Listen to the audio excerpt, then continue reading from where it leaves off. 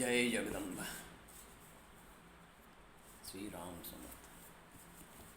हरे राम राम राम हरे हरे. हरे कृष्ण कृष्ण कृष्ण हरे हरे. हरे राम हरे राम राम हरे हरे. हरे कृष्ण कृष्ण कृष्ण हरे हरे. हरे राम राम राम हरे हरे. हरे कृष्ण कृष्ण कृष्ण हरे हरे. हरे राम राम राम हरे हरे. हरे कृष्ण कृष्ण कृष्ण हरे हरे. बोला पुंडलिक वरदा हरी विठ्ठल श्री ज्ञानदेव तुकाराम पंढरीनाथ भगवान की जय. माऊली ज्ञानेश्वर महाराज की जय. जगद्गुरु संत तुकाराम महाराज की जय. जय जय रघुवीर समर्थ. अनंत कोटी ब्रह्मांड नायक राजाधिराज सच्चिदानंद सद्गुरु श्री ब्रह्मचैतन्य रामानंद प्रल्हाद महाराज की जय. जय जय रघुवीर समर्थ ब्रह्मचैतन्य महाराज की जय. जयाचा जगे जन्मनामार झाला, जयाने सदा वास नामात गेला. जयांच्या मुखी सर्वदा नामकीर्ती, नमस्कार त्या ब्रह्मचैतन्य मूर्ती. जरी जरी म्हणी धेनवा ठेव चिंतित जनन करी कामी, बालकापाची चित्त तदुपरी गुरुमाई ठेवी, लेकरा ठेवी प्रेम. गुरु रामानंद तुम्हा प्रणाम आहे. जेतू जननी मधी नकळे, अज्ञान मी लेकरू घाली गे मज प्रेमे पाखरे. सदा दुरी नको गे धरू प्रेमे, वाहत मुक्त कंठ करुणी नाही द्विजबंधन. प्रल्हादा गुरु राजायण तुम्हा माझे आसवंदन. अनंत कोटी ब्रह्मांड नायक राजाधिराज सच्चिदानंद सद्गुरु श्री ब्रह्मचैतन्य रामानंद प्रल्हाद महाराज की जय. जय जय रघुवीर समर्थ. जयांचे केलिया स्मरण, होय सकळ विद्येचे अधिकरण. तेच बंधु श्री चरण श्री सद्गुरूंचे, तयासी नमस्कारून आता.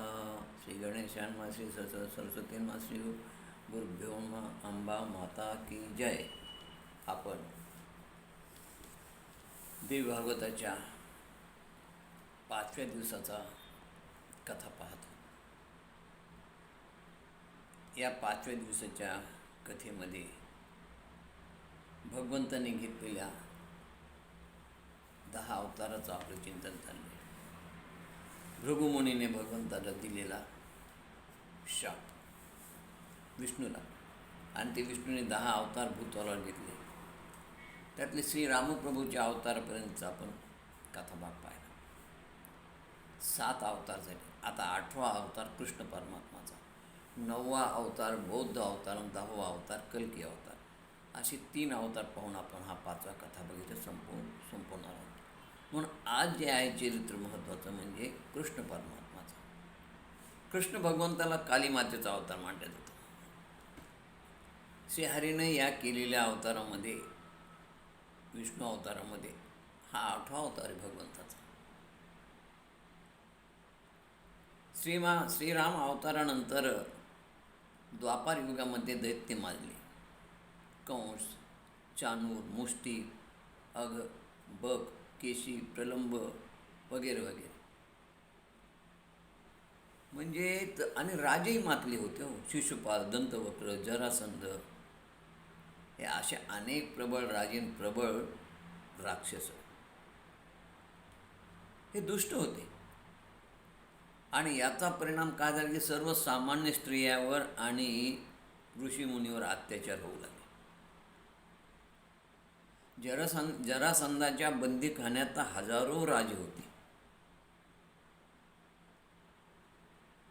आणि त्या भौमासुराच्या जनानखान्यात हजारो स्त्रिया होत्या. हा अनाचार पृथ्वी मातेला सहन होईना. तिला हा दैत्यांचा भार सहन होत नव्हता. सर्व ऋषीमुनी, देवादिदेव आणि प्रत्यक्ष भूमाता गायीचं रूप घेऊन ब्रह्मदेवाकडे आले. ब्रह्मदेवाकडे हे सारे देव, ऋषी, मुनी, विप्र या सर्वांनी ब्रह्मदेवाला साकडं घातलं. तेव्हा सर्व ऋषीमुनींचं, भूमातेचं ऐकून घेऊन ब्रह्मदेवाने माया जगदंबेची प्रार्थना केली. आणि त्या जगदंबेला पृथ्वीवर होणारे सगळे अनाचार, अत्याचार सांगितले. दैत्यांनी केलेला अधर्म, दैत्याने केलेला अत्याचार, दैत्याने केलेले अनाचार, हिंसाचार, यामुळे यज्ञ या कुठे नाही. गो, ब्राह्मण, धर्म, साधू, संत, ऋषी, मुनी या सर्वांना त्रास होतो. तुझे उपासक, शक्तीचे उपासक जे सज्जन आहेत किंवा स्त्रिया या कशा गांजल्या आहेत हे सगळं सांगितलं. माते, तूच आमची रक्षण करता असून तूच आमचा एकमेव आधार आहेस. सारं विश्व करुण होऊन तुझा धावा करत आहे. आता या उन्मत्त दैत्याचं काय करायचं ते तूच ठरव. देव, परब्रह्म, ऋषी, मुनी यांचा धावा ऐकून देवी म्हणाली. आकाशवाणी झाली आणि आकाशवाणीच्या रूपामध्ये देवी म्हणाली, घाबरू नका, चिंता करू नका. मी विष्णू परमात्माला, श्रीहरीला यादव कुळात जन्म घेण्यास सांगितलं आहे. तो यादव कुळात जन्म घेऊन दुष्टांचा संहार करील. तुम्ही सर्व देवादेवतांनी यादव म्हणून जन्म घ्या.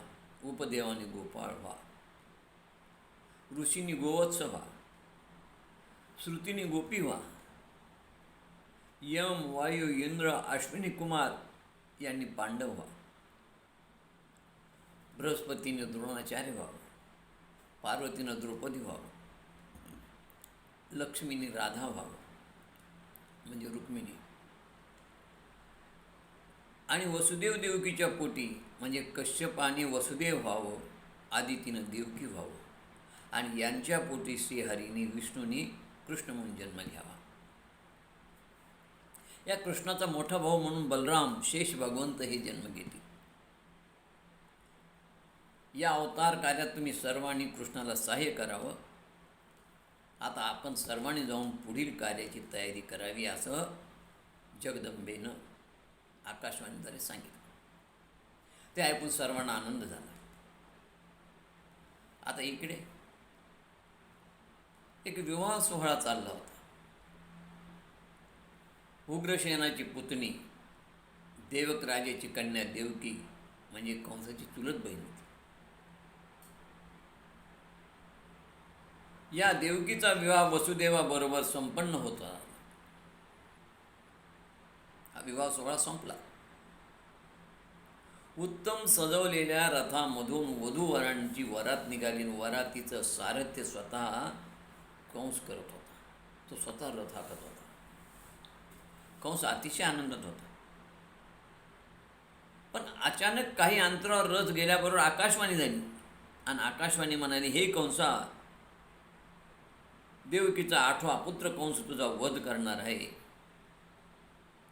आकाशवाणी ऐकून जनसमुदाय स्तब्ध झाला. कंस घाबरला, त्याचा आनंद मावळला आणि तो क्षणार्धात कठोर झाला. आपण या देवकीला ठार करावा असा विचार त्याच्या मनात आला. त्या विचारासरशी त्या नराधामानं देवकीची वेणी हातात घेतली. एका दुसऱ्या हाताने म्यानातून तलवार काढली. तिच्यावर चालवणार. त्या कंसाचं उग्र रूप पाहून देवकांना हात जोडले. देवकीने क्षमा मागितली, पण कंसाने तिची दया येईना. ती म्हणाली, अरे दादा, आनंदोत्सव साजरा होऊन आता काही क्षणच झाले रे, आणि अचानक तू माझा वध करतोस. हो, सगळ्या मथुरेमध्ये हाहाकार माजला. त्या वरातीतील लोक सगळे दुःखी झाले. पण त्याच वेळी प्रसंगावधान राखून वसुदेवानं कंसाचा हात धरला. तो त्याला म्हणाला, अरे, स्त्री हत्येचं पातक कशाला करतोस? तुला हिच्यापासून धोका नाही, हिच्या 8व्यापासून धोका आहे ना. पण मी तुला हिचे सगळे पुत्र आणून देईन. तू माझ्यावर विश्वास ठेव. मी तुला वचन देतो. पर वसुदेवाचं आत्तापर्यंत चरित्र असं होतं, तो विश्वासू होता, वचनाला पात्र होता, आणि म्हणून देवकीवरचं संकट टळलं. कंसाने बहीण आणि मेहुणा यांना बंदिशाळात टाकलं. त्यांना साखर दंडानं जखडून टाकलं आणि त्यांच्यावर कडक पहारा ठेवला. काही काळानंतर देवकी गरोदर राहिली. पण आपल्या मुलाचं काय होणार ही तिला चिंता भेडसावत होती. यथा काळ ती कारागृहात प्रसूत झाली. तिला मुलगा झाला. पुत्र पाहून दोघांनाही आनंद झाला. पण तो आनंद फार काळ टिकला नाही. वसुदेवानं ते बाळ कंसाला नेऊन दिलं. त्या बाळाला पाहून कंसाच्या मनात स्नेहभाव उत्पन्न झाला. त्यानं विचार केला, 8व्यापासून मला धोका आहे, मग याला मी का मारू. त्यानं त्या बाळाला परत केलं. वसुदेव गेल्यावर तेथे नारद महर्षी आले.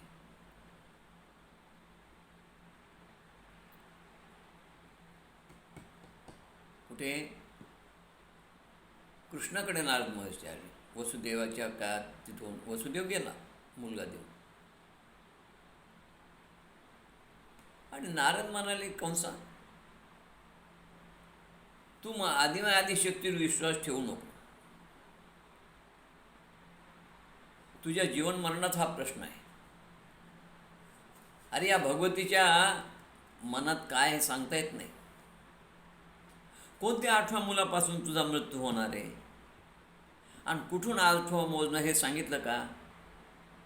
तो म्हणाल, नाही. अरे ही आदिमाया म्हणजे कोडं आहे, कोडं. कूट प्रश्न आहे. जर या आदिमायानं दुसऱ्यापासून मोजलं तर 8वा पहिला येतो. याप्रमाणे उलट कुठूनही जर मोजलं तर 8वा कुठला येऊ शकतो.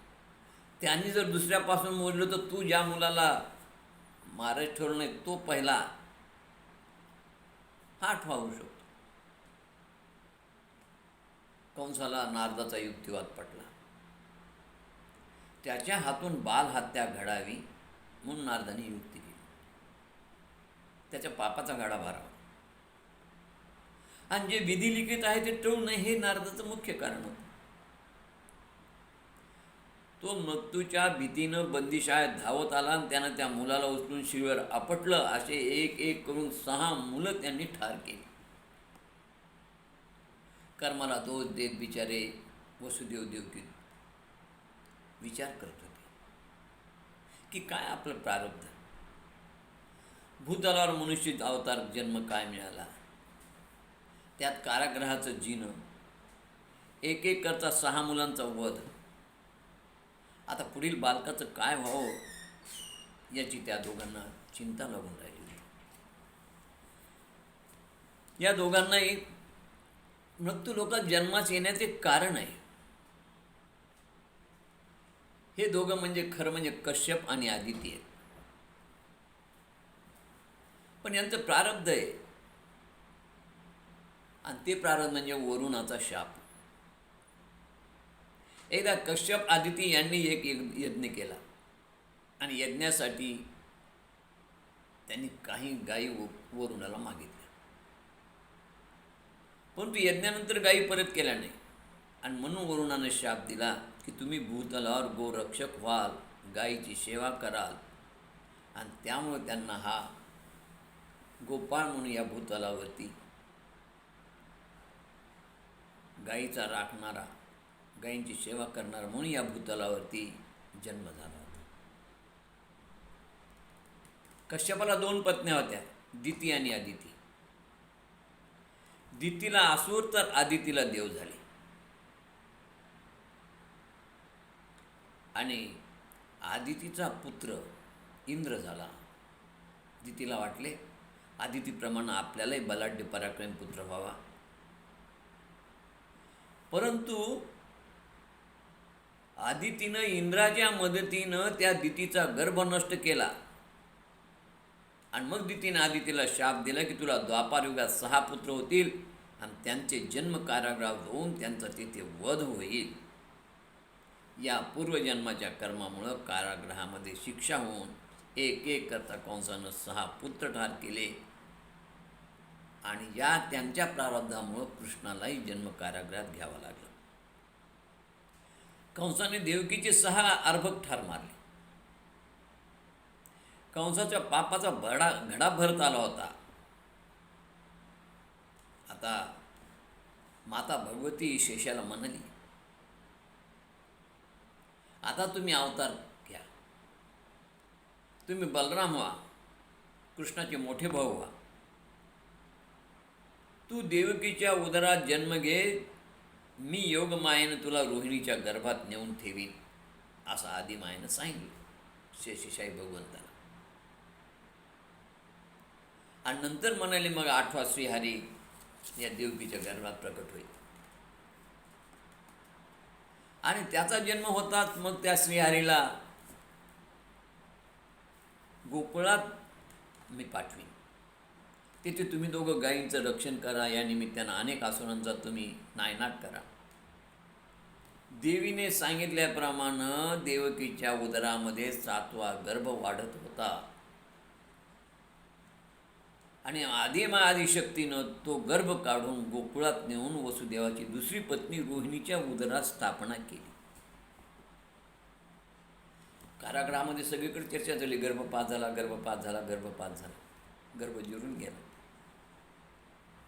कंसाच्या भीतीनंच गर्भ जिराला, अशा प्रकारची चर्चा सुरू झाली. पण ही भगवतीची माया कोणालाही कळाली नाही. कंसाला बातमी कळाली, त्याला आनंद झाला, मला बरं झालं, मला एक मारायचं काम पडलं नाही. पण मला याच्यानंतर होणारा 8वा आहे त्याची मात्र सगळ्यांनी काळजी घ्या. अशा प्रकारे देवीने लक्ष्मीला सांगितले की तू आता विदर्भ देशामध्ये भीमक राजाची कन्या रुक्मिणी म्हणून जन्म घे. तू काही काळ राधा म्हणून त्या वृंदावनात लीला कर. आणि अशा रीतीनं भगवतीनं रुक्मिणी म्हणून कौंडिण्यपुरात जन्म घेतला, भीमक राजाच्या घरी. तीच राधा. इकडे एक एक करता 6 मुलं कंसानं मारली हो. 7व्याचा गर्भपात झाला. आता हा गर्भ तिकडे येऊन ट्रान्सफर केला. म्हणजे एक लक्षात घ्या की आमच्या पुराणामध्ये जे काही कथा आहेत, ज्या काही गोष्टी घडलेल्या आहेत, त्या सगळ्या मागे विज्ञान आहे. आज आपल्याला माहिती की गर्भ ट्रान्सफर करता येतो. सरोगेट मदर ही तिथूनच निघालेली उपमा आहे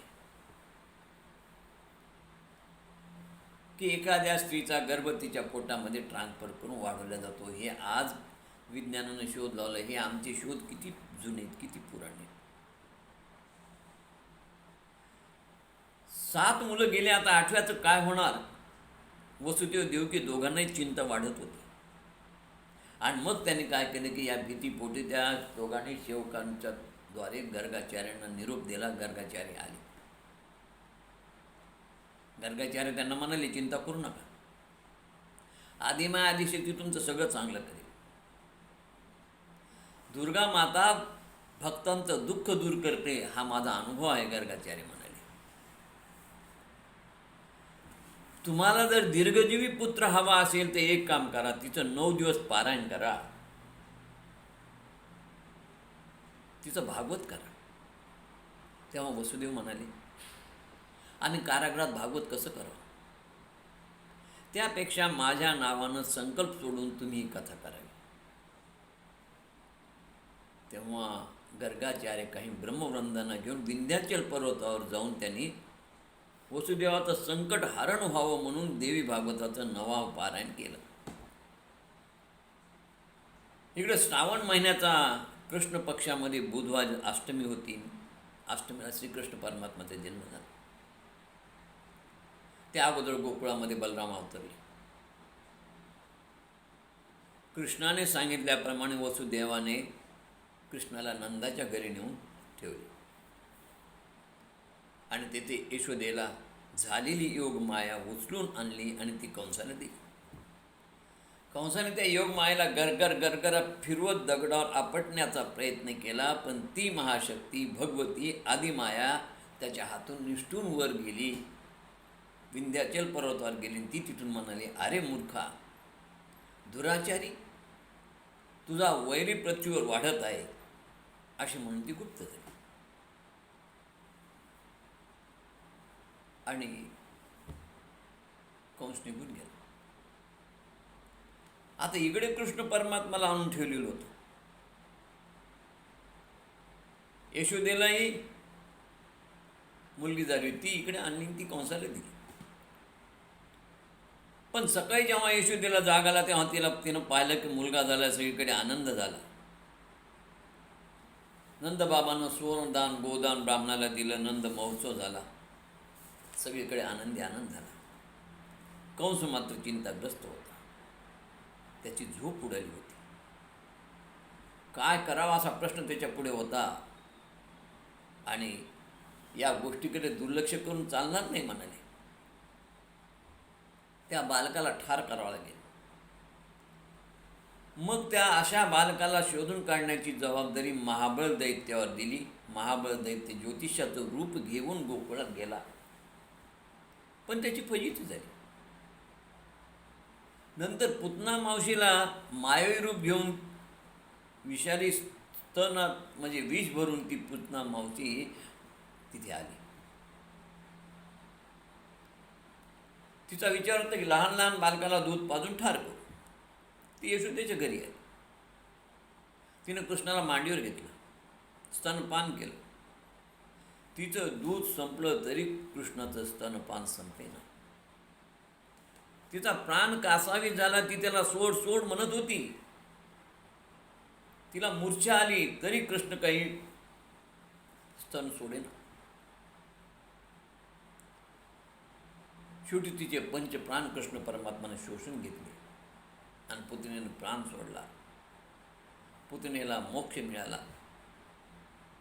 हे ऐकून कंसाच्या हृदयाचा ठोका चुकला हो. त्याचं मन भीतीनं व्यापलं आणि त्यानं शक्टासुराला पाठवलं. शक्टासुर हा पुतनेचा भाऊ होता.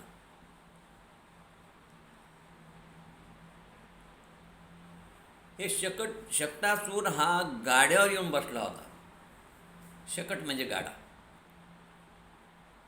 कृष्णानं लाथ मारून त्या शक्टासुराचं चूर्ण केलं. अशा रीतीनं बलराम आणि श्रीकृष्णानं बाललीला दाखवत दाखवत गोकुळामध्ये ते लहानाचे मोठे होत होते. पण कंस मात्र दिवसेंदिवस चिंताक्रांत होता. माझ्या वैराला जाऊन गोकुळात कोण मारेल हाच विचार करत होता. आणि तेव्हा तृणावर्त हा आसूर कंसाला म्हणाला की मग मी वायुरूपात वादळ होऊन जातो, गगन मार्गाने जातो आणि तुझे त्या शत्रूला ठार करून येतो. तो वाऱ्याच्या रूपानं गोकुळात आला. गोकुळात प्रलयासारखा वारा सुटला होता. धुळीनं आकाश झाकावून गेलं होतं. धुळीमुळे गोकुळ नाहीच झालं, अदृश्य झालं होतं, दिशेनाचं झालं होतं. एक तासभर सगळा वादळ हलकल्लोळ सुरू होता. अनेक वृक्ष उन्मळून पडले होते. घरावरची छपरे उडत होती. तृणावर्ताने कृष्णाला उचललं आणि तो आकाश मार्गाने निघाला. गोकुळच्या जवळच्या वनात जाताच श्रीकृष्णाने त्याचं डोकं एका झाडावर आपटून ते धडापासून वेगळं केलं. तो गतप्राण झाला. आता कृष्ण मोठा झाला होता. त्याला मित्रही होते. सर्वजण एकत्र येऊन खेळ खेळत होते. खेळता खेळता गोपींच्या घरात जाऊन गोपींची मटकी फोडायची, दही दूध लोणी खायची आणि सगळ्या बालगोपाळांना रोज दही दूध लोणी खायला मिळत होतं. हरी आणि त्याचे हे मित्र सगळे पावलं न वाजवता घरात जात. गोपी झोपलेला असत किंवा काही कामात असत की हळूच हे 4 मुलं खाली, त्याच्यावर 3 मुलं, त्याच्यावर 2 मुलं आणि त्याच्यावर 1 मुलगा वर चढायचा आणि अशा रीतीनं वरच्या त्या शिंक्यातलं गाडगं मडकं काढून त्यातलं लोणी काढायचे आणि लोणी सर्वांना वाटायचं. मग गवळणीच्या तक्रारी येऊ लागल्या. एक गवळण म्हणे, अगं यशोदे, तुझा हा काना घरात येतो आणि सगळं दहीदूध दोन्ही खातो. तेव्हा यशोदा म्हणाली, अगं म्हणाली दहीदूध खातो तर तुम्ही हे दहीदूध दोन्ही जरा व्यवस्थित ठेवा ना. अगं आमच्याच घरात येतो, शिरजोरपणा करतो ना आम्हाला चोर म्हणतो. आणि त्याला चोर म्हणल्यानंतर म्हणतात मी मालक आहे, तुम्ही चोर आहात. त्यावेळेस ते आणि आम्हाला वाकुल्या दाखवून पळून जातो म्हणे ठेंगा दाखवून. हे पहा म्हणाले, तुम्ही ते गाडगे मडके पक्के बांधून ठेवा, त्याला सुटली न पाहिजे गाठ. दुसरी गोपी म्हणली तोही प्रकार आम्ही केला. अगं गाठ सुटायला का, तो खालून मुलाला म्हणतो एक गोटा आणून, गोटा आणून तो मटका फोडतो, मटका फोडून त्याचं सगळं दही दूध दोन्ही मुलांना पाजतो. तोही प्रकार करतो. कधी कधी त्याला जर दूध दही लोणी नाही मिळालं तर वासरे सोडतो आणि वासरे सगळे गाईला पिऊन टाकतात, आम्हाला दुधाचा थेंब मिळत नाही. एकदा तर या कृष्णानं एका गवळणीच्या वेणीची आणि तिच्या पतीच्या दाढीची गाठ मारून त्यांची फजिती केली. असा कृष्ण रोज खोड्या करतो. शेवटी कोणी तिला गणपतीचं व्रत सांगितलं चतुर्थी करायला आणि तिने ती चतुर्थी केली आणि त्याच्या एवढ्या खोड्या बंद झाल्या. आता खोड्या बंद होण्याचं कारण दोन्ही गोष्टी घडायला एकच गोष्ट झाली ती की आता कृष्ण बलराम मोठे झाले होते आणि कृष्ण बलराम मोठे झाल्यामुळे आता ते गोपाल झाले होते. आता गाई राखण्यासाठी शेतात चालली होती म्हणून त्यांना वेळच मिळत नव्हतं कोणाच्या घरी जाऊन जे ते दही दूध लोणी चोरायला. असे हे कृष्ण परमात्मा त्यांच्या खोड्या चालूच होत्या. एकदा कृष्ण आणि बलराम खेळत असताना कृष्णानं माती खाल्ली. माती खाल्ल्याबरोबर सगळ्या मित्रांनी बलरामाला सांगितलं. बलराम कृष्णाला घेऊन आईकडे आला. यशोदेला सांगितलं. यशोदेला रागा भरली, तुझं तोंड उघड पाहू म्हणाले. त्यावेळेस कारण तू खाल्लीच नाही म्हणतात माती, माती खाल्ली तर बलराम दादा म्हणले आई याला तोंड उघडायला लाव. आणि जेव्हा त्याने ते तोंड उघडलं त्यावेळेस पाहतात तर त्या तोंडामध्ये यशोदेला सारं परब्रह्म दिसलं. आणि अशा रीतीनं हा कृष्ण परमात्मा पुढे जी दामोदर लीला येते. दामोदर लीला म्हणजे या आईनं त्याच्या यशोदेनं रागानं चिडून त्याला दोरीनं बांधलं. दाम म्हणजे दोरीन, उदर म्हणजे पोट. आणि तो दोर तिनं त्या एका जवळ असलेल्या याला मला उखळीला बांधला. त्यानं उखळीचा गाडा केला, स्वतः बैल झाला आणि खेळत खेळत अंगणात आला. अंगणामध्ये त्या बागेमध्ये 2 वृक्ष होते, नल आणि कुबेर. त्याच्या आतून गेला. आता या वृक्षाला तो गाडा तटल्यामुळे ते वृक्ष दोन्ही म्हणून खाली पडले. तर हे वृक्ष म्हणजे नल कुबेर यांचे पुत्र होते. कृष्णाने त्या दोघांचा या निमित्तानं उद्धार केला. आणि नंतर मग हे सगळे गोकुळातून वृंदावन या सगळ्यांचं गोकुळवासियांचं स्थलांतर झालं. का तर वृंदावनमध्ये पाणी भरपूर आहे, चारा मुबलक आहे. गोवर्धन पर्वतावर चारा भरपूर असल्यामुळे गाईगुरांना चारा खायला भरपूर मिळेल, गाईगुरांना पाणी प्यायला मिळेल. या दोन्हीचा प्रश्न त्या वृंदावनामध्ये जे ते गोकुळात निर्माण झाला होता. पाण्याची कमतरता होती, चाऱ्याची कमतरता होती, खिलारं वाढली होती, म्हणून हे सगळे वृंदावनात आले. आता कृष्ण बलराम चांगले 5 वर्षेच झाली होती आणि त्यांनी गायगुरं चालण्यासाठी घेऊन त्यांना वृंदावन जावं लागत होतं. वने खेळती बालते बल्लवाचे, तुरे खोविती मस्तकी पल्लवाचे. अशा मस्तपैकी वनात खेळत होते. आणि वनात खेळता खेळता या कंसाने पाठवलेला कृष्णानं वत्सासूर म्हणजे वासराच्या रूपातला, बकासूर बघ्याच्या रूपातला राक्षस, धेनुकासूर गाढवाच्या रूपातला राक्षस, प्रलंबासूर गोपाच्या रूपातला राक्षस, अरिष्टासूर बैलाच्या रूपातला राक्षस, केशी दैत्य घोड्याच्या रूपातला राक्षस आदी या सगळ्या राक्षसाला कृष्णाने ठार केलं. आणि नंतर आघासूर नावाच्या दैत्याला पाठवलं कंसाने. हा आघासूर मोठा अजगराचं रूप घेऊन आला होता आणि या आघासाच्या निमित्तानं ब्रह्मदेवाचं मायामोहन निरसन केलं कृष्ण परमात्माने. काय झालं की ह्या आघासुराच्या शरीरात सगळ्या बालकांनी प्रवेश केला. त्या आघासुराचं एक जे तोंड जबडा खाली जमिनीत भूतलात आणि एक भूमंडलावर. या मुलांना ही गुहाच वाटली वृंदावनची आणि सगळे आत गेले. मग कृष्ण आत आले. कृष्ण आत आल्यावर त्यानं तोंड बंद करण्याचा प्रयत्न केला, पण कृष्णाने त्याला ठार केलं. आता आघासूर ठार केल्यानंतर त्यातून ही सगळी मुलं बाहेर आले. त्यांना ते आश्चर्य वाटले की एवढा मोठा राक्षस कृष्णाने मारला. आणि म्हणून त्याने कृष्ण परमात्माचा जय जयकार केला. ब्रह्मदेवाने पाहिलं, म्हणजे कृष्णाचा जय जयकार करण्यात कोण, कृष्ण काय खरंच भगवंत आहे का, त्याची आपण परीक्षा पाहावी. आणि म्हणून त्याने काय केलं की याने जय जयकार केला. मुलं म्हणली कृष्णा भूक लागली. भूक लागली म्हणजे सोडा आपापल्या जवळचा सगळ्या शिदोऱ्या सोडल्या. काला एक केला. कृष्ण परमात्मानं सर्वांना गोलाकार बसवलं. गोलाकार बसून त्या याच्या पत्रावरती पानावरती एका सगळ्याला जे ते काला द्यायला सुरुवात केली. पळसाची पानं होती प्रत्येकाला. आणि काला खाण्यासाठी कृष्ण परमात्मा हातावर घेऊन मध्ये बसणार. तेवढ्यामध्ये कोणतरी म्हणलं कृष्ण गाई दिसत नाही. गाई दिसत. कृष्ण म्हणले बा तुमच्या हातावर सगळ्यांच्या आता मी काला दिलेला आहे, तुम्ही थांबा, मी आत्ता गाई पाहून येतो, मग मी आपण काला काढू. कृष्ण येईपर्यंत सगळे थांबले. कृष्ण परमात्मा गेले. पाहता तर गाई नाही.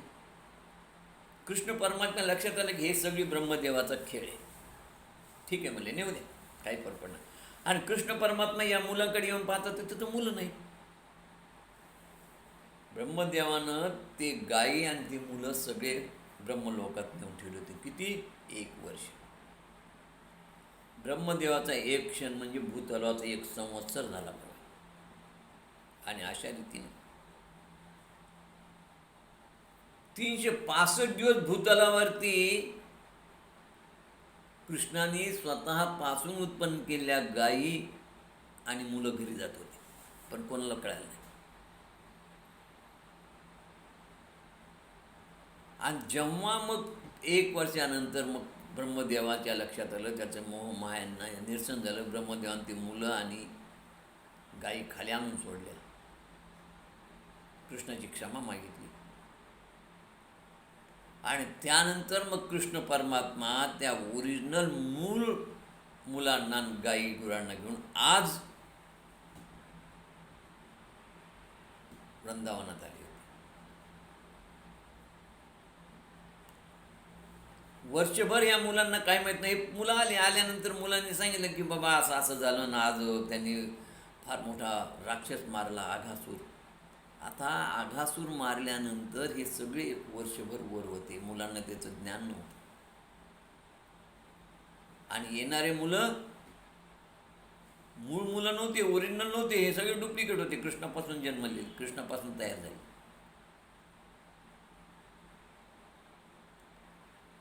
म्हणून जेव्हा घरच्यांना त्यांनी सांगितलं की आता आघासूर मारला, त्या घरच्यांना काही कोडच समजेना की अरे आघासूर तर म्हणले वर्षापूर्वी मारला म्हणाले, आणि आता तर म्हणले त्याचा सांगाडा पडलेला आहे.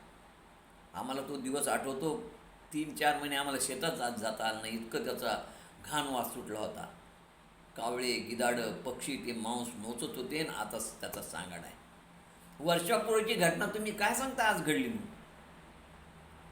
पण मुलांना कळत नव्हतं की आईबाबा खोटं बोलतात का आपण खरं बोलतो. काही कळायला मार्ग नव्हता. यालाच भगवंताची माया म्हणतात.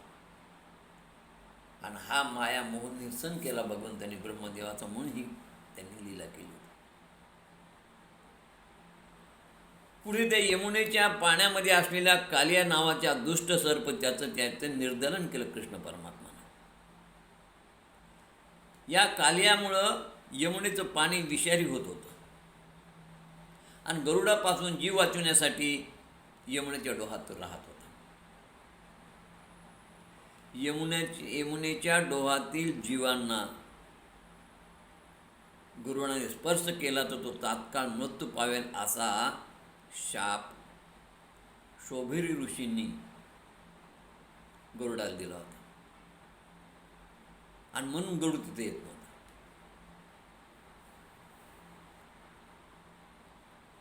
तर अशा रीतीनं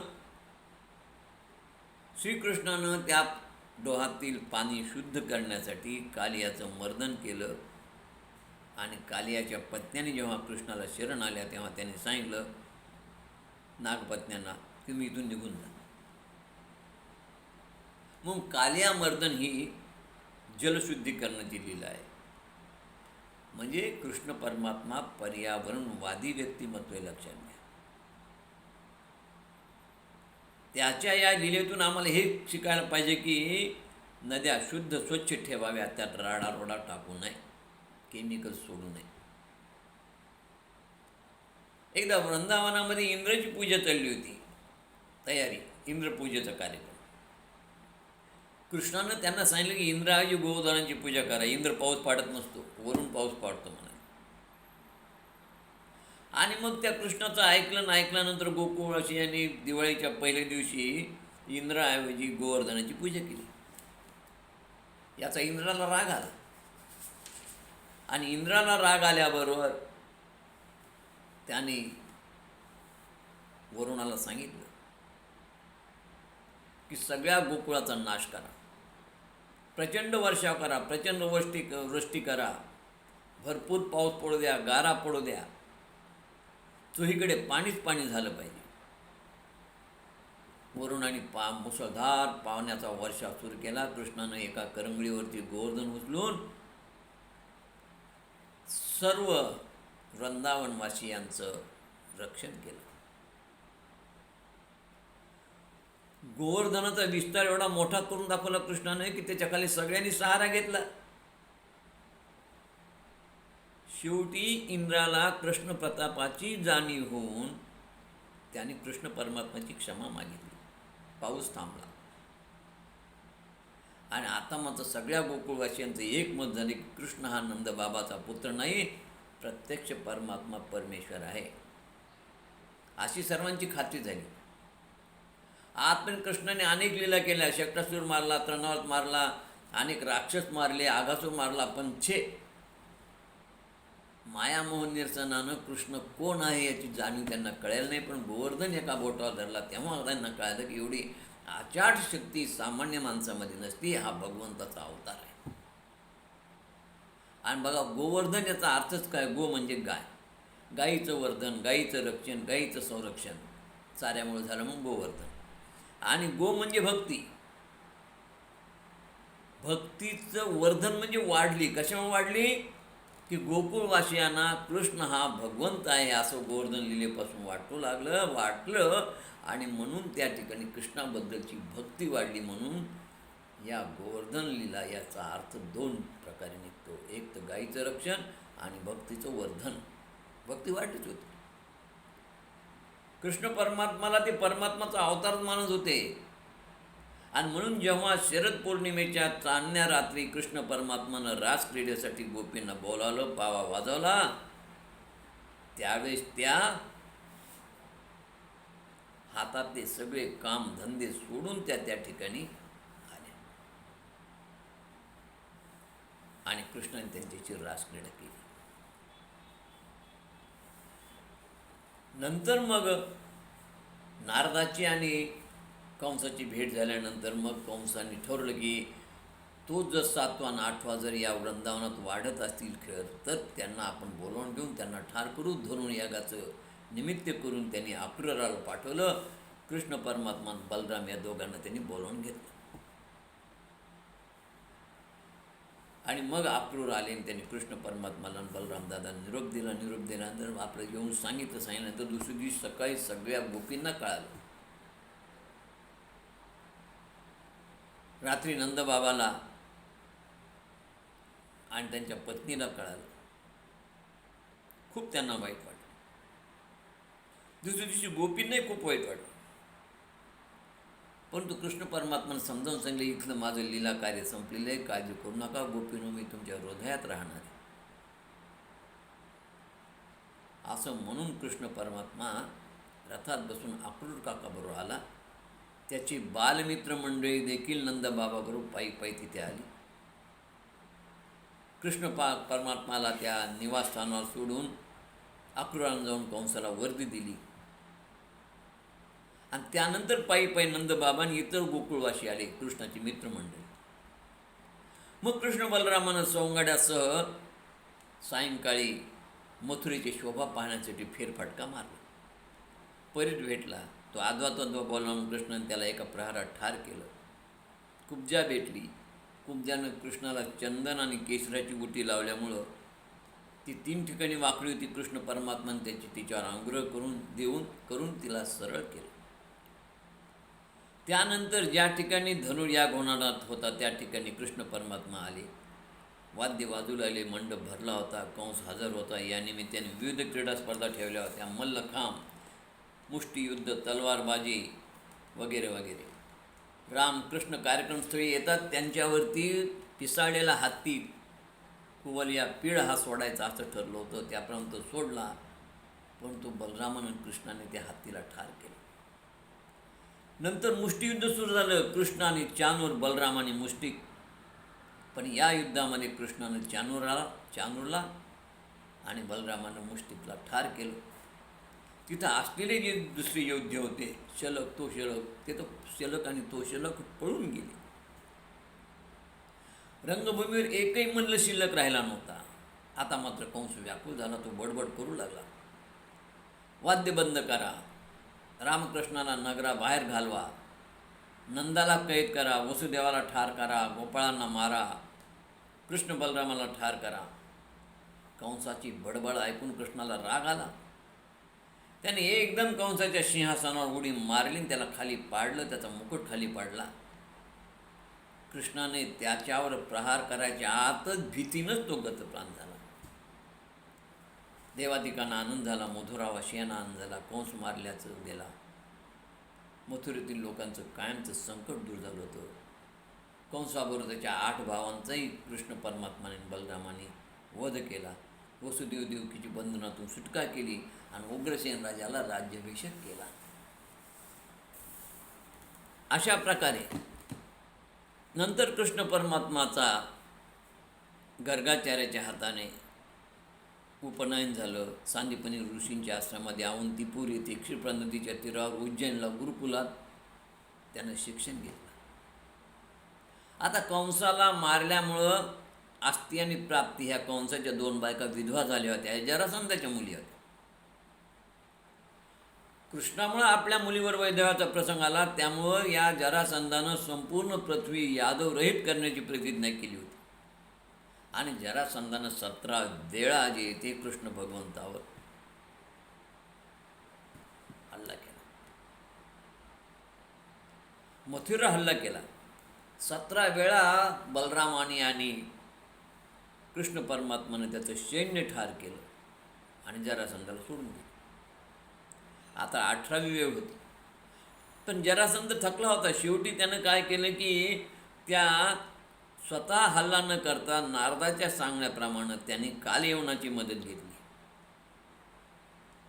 आणि कृष्णानं असं दाखवलं की कृष्ण विचार केले, कालयवन जरासंध दोघांचं राज्य आल्यानंतर आपल्या यादवांचं काही बरं होणार नाही. यासाठी कृष्ण परमात्मानं द्वारका नगरी बांधून तिथे यादवांना रात्रीतून पोहोचविलं आणि एकटाच आपला मथुरेत राहिला. राजवाड्यासमोर सकाळी उभा असलेल्या कृष्णाला पाहिल्यानंतर जरासंधानं सांगितलं, हाच तो गवळ्याचा पोरगा. तर कालयवन म्हणाला, अहो याच्या हातात शस्त्र नाही, निहत्था आहे. मी निहत्था जाऊन याला बांधून आणून तुमच्यासमोर उभा करतो म्हणून दूर घेऊन तो त्याच्या पाठीमागे लागला. कृष्ण परमात्मा घाबरला असं दाखवून पळण्याचं निमित्त करून त्याला गिरनार पर्वताच्या गुहेत नेलं, ज्या ठिकाणी मुचकुंदा झोपलेला होता. मुचकुंदा राजाला वर होता की त्याची जो कोणी झोप मोडेल तो ताबडतोब भस्म होईल हे कृष्णाला माहीत होतं. आणि म्हणून कृष्ण त्याला तिथे घेऊन आला आणि काल येऊन आणि त्याच्या कृष्णानं पाहिलं मुचकुंदा झोपलेला आहे. कृष्णानं आपलं उपवस्त्र त्याच्या अंगावर घातलं, त्याच्या उशाला आपला टोप ठेवला आणि बाजूच्या दालनात गेला, कारण ती गुहा फार मोठी होती. यानं कृष्ण तिथं झोपला समजून त्या कालयवनानं त्या मुचकुंदाला लाथ मारताना मुचकुंदा खडबडून जागा झाला. त्यानं कालयवनाकडे पाहताच कालयवन भस्म झाला. आणि यानंतर मग येऊन त्यांनी कृष्णाने येऊन मुचकुंदाला दर्शन दिलं. नंतर मग पुढे रेवत राजाची कन्या हिचा विवाह बलरामशी झाला आणि त्यानंतर कृष्ण परमात्माचा विवाह रुक्मिणीशी झाला. रुक्मिणी ही लक्ष्मीचा अवतार. कौंडण्यपुरी तर भीमक राजाच्या घरी तिचा जन्म झाला होता. श्रीकृष्णांना नारदाकडून तिचं सौंदर्य, गुण, शील आदीबद्दल बरंच काय ऐकलं होतं. तसं रुक्मिणीनेही कृष्णाबद्दल ऐकलं होतं. पण आणि म्हणून रुक्मिणीची इच्छा होती की आपण कृष्णाशीच विवाह करावा. पण तिचा भाऊ रुक्मी, तिचा विवाह त्या रुक्मीचा मित्र शिशुपाल याच्याबरोबर करावा या मताचा होता. पण रुक्मीची इच्छा मात्र शिशुपाल बरोबर विवाह होऊ नये अशी होती. आणि म्हणून तिनं काय केले, जेव्हा तिचा विवाह ठरला तेव्हा तिनं एका ब्राह्मणाबरोबर एक पत्र दिलं कृष्ण परमात्माला.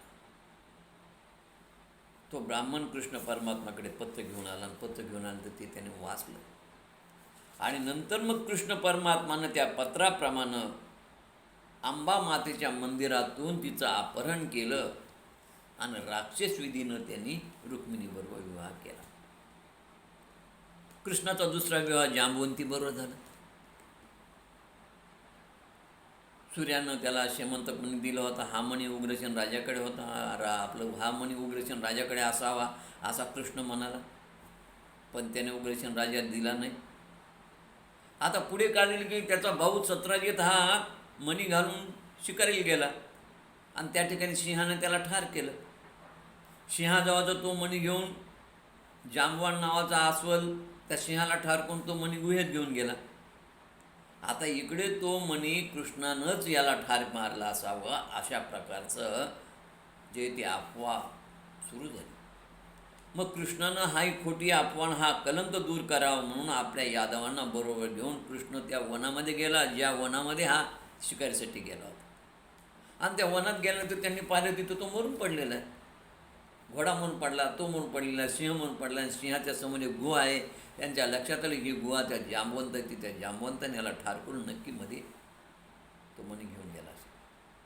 बरोबरच्या यादवांना बाहेर ठेवून कृष्ण परमात्मा गुहेत गेले. 70 दिवस कृष्ण परमात्मा गुहेत होते. 10-15 दिवस वाट पाहून गुहेबाहेर थांबलेले यादव द्वारकापूर आले. द्वारकेला येऊन त्यांनी वसुदेवाला सांगितलं की तो अश्वर फार खतरनाक आहे. 15 दिवस झाले कृष्ण परमात्माचा पत्ता नाही. याचा अर्थ आता कृष्ण येणारच नाही आणि म्हणून आम्ही कंटाळून आलो. त्यास वसुदेव देवकी चिंताग्रस्त झाली. वसुदेव देवकीबरोबर त्या ठिकाणी नववधू रुक्मिणी पण होती. हे तिघे चिंताग्रस्त झाले. मग आता काय करावं यासाठी त्यांनी विचार केल्यानंतर तेवढ्यात नारद आले. नारदाने त्यांनी सांगितलं, नारद की तुम्ही देवी भागवत करा.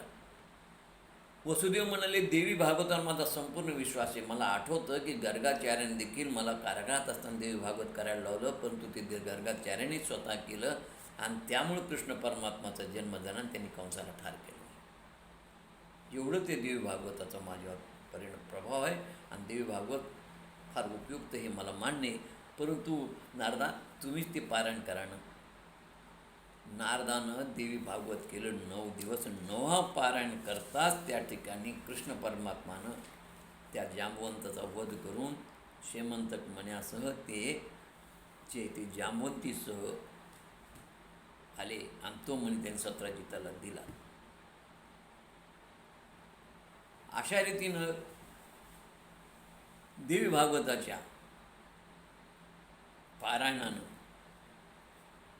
कृष्ण परमात्मा जांबवंतीसह शेमंतक मणी घेऊन आले आणि नंतर तो शेमंतक मणी त्यांनी मग त्या सत्राजिताला परत केला. आता सत्राजिताला वाईट वाटू लागलं की आपण कृष्णावर खोटा आरोप केला. मग या अपराधाचं परिमार्जन कसं करावं, कृष्णाला कसं खुश करावं यासाठी त्यांना आपल्या सत्यभामा कृष्णाला दिली. म्हणून हा तिसरा विवाह सत्यभामेशी झाला. त्यानंतर 4था विवाह सूर्याची कालिंदी हिच्याशी झाला. नंतर 5वा विवाह अवंती देशाची राजकन्या मित्रविंध्या याची कृष्णात झाला. 6वा विवाह कौशल देशाची नग्नाजित यांची कन्या सत्या हिच्याबरोबर झाला. 8वा कृष्णाचा विवाह कृष्णाची आत्याची मुलगी म्हणजे भद्रा, शिशुपाल आणि दंतवक्र यांची बहीण हिचेच झाला. आणि 8वा विवाह मध्य देशाची राजकन्या लक्ष्मणाशी झाला. अशा ह्या अष्टनायिका होत्या कृष्णाच्या. पुढे भौमासुराच्या ताब्यात असणाऱ्या त्यांनी 16,100 स्त्रिया सोडवल्या. त्या मुलींना अन्न वस्त्र निवारा देऊन त्यांचं पालनपोषण केलं. म्हणजे त्यांना पत्नीच्या रूपात स्थान दिलं. म्हणून अशा कृष्णाच्या 16,108 पत्न्या मानल्या जातात आणि कृष्णाचे 16,108 विवाह झाले असं मानलं जातं. कृष्णाचा पुत्र वासुदेव पुत्र कृष्णाचा प्रद्युम्न हा पूर्वी कामदेव होता, ज्याला शंकरानं दग्ध केलं होतं. त्या कामदेवानं परत देह मिळावा म्हणून शंकराला विनंती केली आणि तोच कामदेव शंकर कृपेने कृष्ण आणि रुक्मिणी यांच्या उदरी प्रद्युम्न म्हणून जन्माला आला. प्रद्युम्न दिसायला फार सुंदर होता, कामाचंच रूप होत होतं. आणि प्रद्युम्न जन्माला आला त्यावेळेस त्याचा शत्रू शंभरसूर याला कळायला बरं. शंभरसूरानं त्या प्रद्युम्नचं हरण केलं. 10 दिवसाच्या आतच त्याला समुद्रात फेकून दिलं. त्या बालकाला एका माशाने गिळलं आणि त्या माशावर उपजीविका करणाऱ्या एका कोळ्यानं त्याला जाळ्यात पकडलं आणि तो मासा शंभरसूराच्या घरी आणून दिला. आता शंभरसूराच्या स्वयंपाकाकडे तो मासा आला. स्वयंपाकघरात नेऊन त्यानं तो चिरला असता त्यातून एक सुंदर बालक त्यानं पाहिल्याबरोबर त्या स्वयंपाकघराची जी प्रमुख होती मालकीन मायावती, तिला दिला. मायावतीने तिला पाहता तिच्या मनामध्ये कामभाव उत्पन्न झाला. त्या बालकाला पाहतात, हे बालक कोण असेल एवढं सुंदर, असा विचार करत असताना नारद महर्षी आले आणि नारद महर्षीने सांगितलं की मायावती, तुझ्या मनामध्ये कामभाव उत्पन्न होण्याचं कारण हा तुझा मागच्या जन्मातला पती कामदेव आहे. तू मागच्या जन्मात रती होती. शंकर कृपेनं रुक्मिणीच्या उदरी याचा जन्म झाला आणि याला शंभरासुरापासून धोका आहे, याचा तू सांभाळ नीट कर. मग ती त्या बालकावर पती समजूनच प्रेम करत होती. एकदा प्रद्युम्न म्हणालाही, माते, तू माझ्याकडे कामभावाने का पाहते? मला तुझ्या बुद्धीची कीव येते. तू मातृभाव टाकून कामातून स्त्रीप्रमाणे माझ्याशी वर्तन करतेस, हा काय प्रकार आहे? हे त्याचं भाषण ऐकून ती रती मायावती त्याला म्हणे, कृष्णा, आपले प्रद्युम्ना, तू कृष्णाचा पुत्र असून तू मागच्या जन्मातला माझा पती आहेस आणि तुझा हा शंभरसूर शत्रू आहे, त्याला तू ठार कर. मी तुझी अधिकृत पत्नी आहे, माझं नाव मागच्या जन्मातलं रती आहे, मी आज मायावती आणि तू कामदेव आहेस, माझा पती आहेस. त्याने शंभरसूराला ठार केलं. शंभरसूराला ठार केल्यानंतर ही मायावती या प्रद्युम्नाला घेऊन कृष्ण परमात्माकडे आली आणि कृष्ण परमात्मालाकडे आल्यानंतर तिनं त्या प्रद्युम्नाला सगळ्यांनी पाहिल्यानंतर सगळ्यांनी त्याच्या सौंदर्याची तारीफ केली आणि त्याच ठिकाणी आकाश मार्गानं नारद आले. नारदाने या ठिकाणी येऊन कृष्ण परमात्माला सांगितलं की हा प्रद्युम्न म्हणजे मागच्या जन्मातला कामदेव आहे आणि ही मायावती म्हणजे मागच्या जन्मातली रती आहे. हे मागच्या जन्मातले दोघे पती पत्नी. अशा रीतीनं कृष्ण परमात्माचे या प्रद्युम्नाचे या ठिकाणी आम्हाला 2 विवाह पाहायला मिळतात. एक त्या रुक्म्याच्या मुलीची विवाह प्रद्युम्नाचा झाला आणि दुसरा मायावतीची. तर अशा रीतीने हा प्रद्युम्न द्वारकेमध्ये आला. कृष्णदेवकीला खूप आनंद झाला. यानंतर शिशुपाल दंतवक्र यांचा कृष्णानं वध केला. त्यानंतर गांधारीने कृष्ण परमात्माला शाप दिला होता की तुझ्या यादव कुळाचा संहार होईल.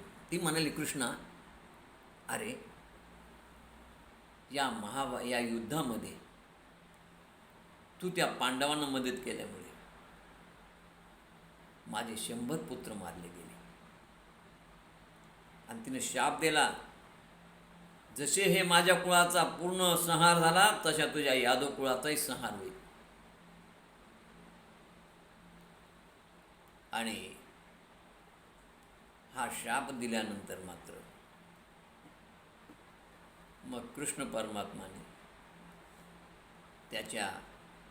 त्या यादव कुळातील सगळ्या यादवांनी मदिरा पिऊन आपसात एकमेकांना ठार केलं आणि गांधीजी शाप खरा ठरला. कृष्ण परमात्माने सगळं माहीत होतं. कृष्ण परमात्मा ठरवलं की आपलं आता कार्य संपलं, आपल्याला निजधामाला जायचं. त्या कृष्ण परमात्मा या सगळ्याला सांगितलं की आता काही दिवसात द्वारका बुडणारे, चला सगळे पिंडार क्षेत्र. आणि पिंडार क्षेत्रावर हे आल्यानंतर यांनी ऋषीमुनीची चेष्टा केली. सांबाला स्त्री केलं, कपड्यावर कपडे बांधले, ऋषीमुनीला विचारलं की याला ही आमची स्त्री आहे आणि याला मुलगा होईल का मुलगी होईल सांगा. ऋषीमुनी म्हणाले आमची तुम्ही चेष्टा करता का रे? म्हणाले यादव कुळात जन्माला येऊन म्हणाले हिला मुलगा मुलगी काही नाही, हिला म्हणे लोखंडाचं मुसळ होईल आणि ते मुसळ तुमच्या सगळ्या यादवाचा संहार करेल. खरंच मुसळ झालं. उग्रसेनानं सांगितलं जर चूर्ण करून या पिंडार क्षेत्रातील त्या संगमात टाकून द्या. आणि त्या ठिकाणी त्या चूर्णाचे लव्हाळे उत्पन्न झाले आणि त्या मुसळाच्या सहाय्याने त्यांनी एकमेकाला मारलं, ठार केलं. आणि अशा रीतीनं कृष्ण परमात्मा त्या ठिकाणी निजधामाला गेले. भगवान श्रीकृष्णानं अवतार धारण करून कालीमातेचा अवतार या धर्ममार्ग वैदिक मार्ग सर्वांना शिकविला, अनेक दुष्टांचा संहार केला आणि आपलं कार्य संपताच ते निजधामाला निघून गेले. यानंतर आदिमायेच्या कृपेनं 9वा अवतार झाला तो बुद्ध अवतार, ज्याला पांडुरंगाचा अवतार म्हटलं जातं. आणि यानंतर 10वा अवतार होणार तो कल्की अवतार. आता हा जो 10वा अवतार आहे पांडुरंगाचा, जेव्हा हा मुचकुंदा कृष्ण परमात्माने दर्शन दिलं, त्यांच्या हातानं तो राक्षस मारला गेला. म्हणजे कृष्ण परमात्मा समजून त्यानं लाथ मारली. लाथ मारल्यावर तो एकदम मुचकुंदा खडबडून जागा झाला. आणि खडबडून जागा झाल्यानंतर त्याची नजर त्या राक्षसावर पडल्यानंतर तो त्या ठिकाणी भस्म झाला आणि कृष्ण परमात्मानं मुचकुंदाला दर्शन दिलं. त्यावेळेस मुचकुंदा म्हणाला की देवा तुझा मला सत्संग घडू दे, काय हवं माग म्हणल्यानंतर त्याने सांगितलं नलगे मुक्ती धन संपदा संत संग देई सदा. मग कृष्ण परमात्मा म्हणले मुचकुंदा आता माझं तर या द्वापार युगातलं कार्य आता संपत आले, मी तुला पुढच्या युगामध्ये पुढचा जन्म घेऊन अवतार घेऊन पांडुरंगाचा अवतार घेऊन तुझ्या संगतीत राहील. आणि म्हणून हाच मुचकुंदा पुढे पुंडलिक झाला. आणि पुंडलिक झाल्यानंतर त्या पंढरपूरला आईवडिलाची सेवा करत असताना त्यानं वीट फेकली. त्या विटेवरती पांडुरंग अजून उभा राहिला. त्याला 28 युग झाले. युगे 28 विटेवरी उभा. असा हा 10वा अवतार. हा 9वा अवतार. त्यानंतर 10वा अवतार होणार तो कल्की अवतार. कोल्हापूर प्रांतात कल्की नावाचा राजा होईल आणि याचा कार्यकाळ 821 वर्षाचा राहील. म्हणजे 4,32,000चं कलियुग आहे. 4,32,000 संपता जेव्हा फक्त 821 वर्ष राहतील तेव्हा शेवटी हा कल्की अवतार होणार आहे. म्हणजे त्या 821 वर्षापर्यंत आजपासून पुढचा काळ कसा असेल याचा विचार करा. आजच कलियुग आपला करिश्मा दाखवायला ये तो झाकी है, बाकी का खेळ बाकी है. पुढे बाकीचं खेळ. आज कलियुगातली परिस्थिती तुम्ही पहा. राजकर्ते कसे आहेत, समाजात कशा प्रकारचं वागणूक चाललं आहे, स्त्रियावर किती अत्याचार व्हायले, अन्याय व्हायले. या नराधमानं या तमोगुणामुळं रजोगुणामुळं 2 वर्षाची चिमुरडी कळेना आणि 60 वर्षाची म्हातारी कळेना. काय विचित्र परिस्थिती आज आहे, तर ही पुढे काय होणार आहे? म्हणजे पुढचा काळ मात्र फार वाईट असेल.